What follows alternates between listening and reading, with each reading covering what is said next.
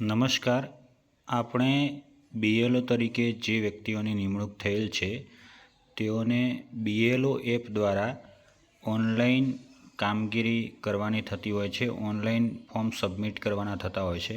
તો સૌપ્રથમ તમારો બીએલઓ તરીકે જે મોબાઈલ નંબર આપેલો હોય છે એ મોબાઈલ નંબર દ્વારા આપણે બીએલઓ એપની અંદર લોગિન થવાનું રહે છે અને લોગિન થતી વખતે મોબાઈલ નંબર તમે નાખશો એટલે સૌપ્રથમ ઓટીપી આવશે અને ઓટીપી આવ્યા બાદ જ્યારે ઓટીપી તમે સબમિટ કરશો ત્યારે આવું સૌપ્રથમ આઇકોન ખુલશે, જેમાં સિલેક્ટ લેંગ્વેજ કરવાનું આવશે, જેમાં આપણે મેન્યુઅલી લેંગ્વેજ સિલેક્ટ કરતા હોઈએ છીએ અને લેંગ્વેજ સિલેક્ટ કરી અને સબમિટ આપવાનું હોય છે.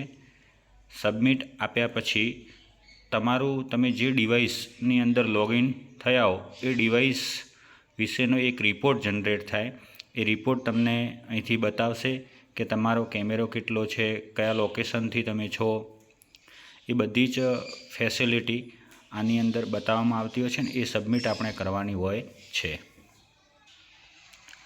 ત્યારબાદ આવું એક ડેશબોર્ડ આપણને જોવા મળે છે, જેમાં ડેશબોર્ડ ઉપર વિવિધ આઇકોન આપેલા હોય છે, જે ફેસિલિટીનું છે, ચેકલિસ્ટ છે, ફોર્મ છે, હોમ ટુ હોમ સર્વે છે, બીએલઓ રજિસ્ટર છે, કોલ રજિસ્ટર છે. આ પ્રકારનું એક ડેશબોર્ડ દેખાશે. એ ડેશબોર્ડ પર વિવિધ આઇકોન આપેલા છે. બાજુમાં જે 3 ટપકા બતાવે છે ત્યાં તમને હોમ, માય પ્રોફાઇલ, બીએલઓ પત્રિકા, આ પ્રકારના અલગ અલગ આઇકોન ત્યાં પણ જોવા મળશે. તો આપણે સૌપ્રથમ ડેશબોર્ડ ખોલીએ તો એમાં આના ઉપર ક્લિક કરીએ તો આપણે સૌપ્રથમ જેટલા આપણા બૂથની અંદર જે બૂથ હશે એ બૂથનો જે ભાગ નંબરના તમે બીએલઓ હશો એ બૂથના ભાગ નંબરના ટોટલ વોટરો આપણને બતાવશે. એમાં મેલ કેટલા છે, ફિમેલ કેટલા છે, થર્ડ જેન્ડર કેટલા છે, એનો આખો એક રિપોર્ટ બતાવશે. એ રિપોર્ટ અહીંયા આપણે જોઈ શકીએ છીએ. ત્યારબાદ આપણે ટોટલ જે વોટર છે એમને જોવા હોય તો ટોટલ વોટર ઉપર ક્લિક કરવાનું રહેશે. એટલે આપણે આ પ્રકારનું આખું એક રજિસ્ટર બતાવશે, જેની અંદર ટોટલ વોટરની ડિટેલ નાખેલી હશે, એ પણ આપણે જોઈ શકીએ છીએ.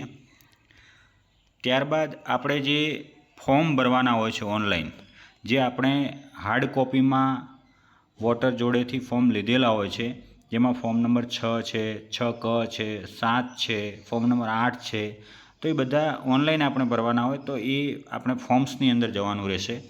ફોર્મ્સની અંદર ગયા પછી register as a new elector water, તો એની અંદર જઈ અને આપણે અહીંયા તમે ફિલ ફોર્મ 6 નંબર, તો એના પહેલાં આપણે એના જે પાર્ટ હોય છે આપણા બૂથની અંદર, તો એ પાર્ટ સિલેક્ટ કરવાનો હોય છે. આપણે અહીંયા ડેમો તરીકે અત્યારે સિલેક્ટ કરીએ છીએ અને પછી આ રીતનું આપણે સિલેક્ટ કરીએ એટલે એ ભરાશે ફોર્મ કે તમે ક્યાંથી છો, ગુજરાત, બનાસકાંઠા, નવ ધાનેરા. પછી સેવ એન્ડ નેક્સ્ટ આપશું એટલે સૌપ્રથમ ફર્સ્ટ નેમ, મિડલ નેમ, આ બધું એની સરનેમ છે.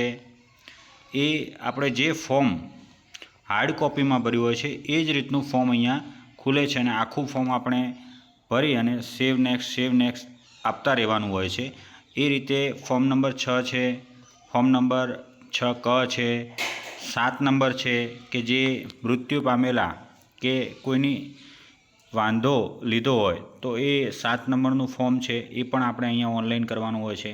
8 નંબરનું જે ફોર્મ છે શિફ્ટિંગ માટે, પછી કોઈ ભૂલ હોય તો એ ભૂલની સુધારણા માટે, ચૂંટણી કાર્ડ ખોવાઈ ગયું હોય, ફાટી ગયું હોય તો એના માટે, અને પીડબ્લ્યુડી વોટર હોય, કોઈ વ્યક્તિ દિવ્યાંગ છે તો એની દિવ્યાંગતા અંકિત કરવા માટે પણ ફોર્મ નંબર 8નો ઉપયોગ થતો હોય છે. તો આ બધા પ્રકારના ફોર્મ્સ ઓનલાઈન આપણે અહીંયા કરવાના હોય છે.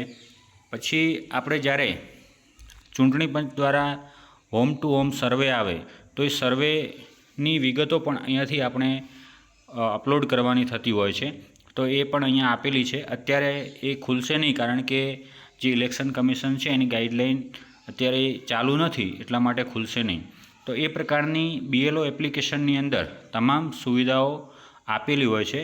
આપણે એને કેવી રીતે યુઝ કરવી, ખાસ તો એને લોગિન કરવાનું. લોગિન કરતી વખતે તમારો જે મોબાઈલ નંબર છે એ મોબાઈલ નંબર BLO તરીકે તમે જે આપ્યો હોય એ જ હોવો જોઈએ. એના પર OTP આવશે અને સૌપ્રથમ તમે તમારો પાર્ટ નંબર બતાવશે, લેંગ્વેજ સિલેક્ટ કરવાની આવશે અને પછી તમે જે ડિવાઇસ યુઝ કરો છો એ ડિવાઇસનો ડેટા બતાવશે અને એટલું સેવ કરશો એટલે આ પ્રકારનું ડેસ્કબોર્ડ ખુલશે. તો આ રીતે આપણે BLO એપ્લિકેશનનો ઉપયોગ કરવાનો હોય છે.